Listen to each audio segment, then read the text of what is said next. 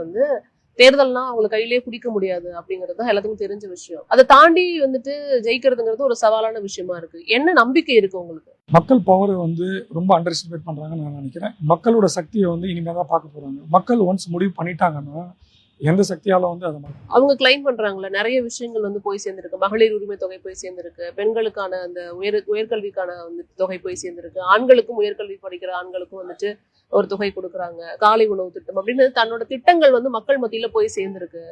அது மட்டும் இல்லாம தாங்கள் அடுத்த தடவை வெற்றி பெற்றால் மீண்டும் 2000 ரூபாய் கொடுப்போம் அப்படின்னு நிறைய வாக்குறுதிகள் அவங்க கொடுத்துருக்காங்கிறத பார்க்க முடியுது. இதெல்லாம் தாண்டி மக்கள் ஓட்டளிப்பாங்கிற நம்பிக்கை இருக்கா? இப்ப நீங்க பாத்தீங்கன்னா இவங்க சொல்ற வாக்குறுதிகள்லாம் தளபதி இவ்வளவு ஃபோர்ஸ்ஃபுல்லா வந்துட்டாருன்னு அப்புறமா லாஸ்ட் இந்த இயர் தான் அதிகமா கொடுக்க ஆரம்பிச்சிருக்காங்க. இந்த 4 வருஷமா கொடுத்துருக்காங்களாம் பாத்தீங்கன்னா கிடையாது. யாருக்கும் போய் அது உண்மையா சேரல. அது நிலவரத்திலே தெரியுது, கலா நிலவரத்திலே தெரியுது. நம்ம போய் கேட்கும் போதும் தெரியுது. இப்பதாங்க கொடுக்குறாங்க, இந்த வருஷம் தாங்க கொடுத்தாங்க.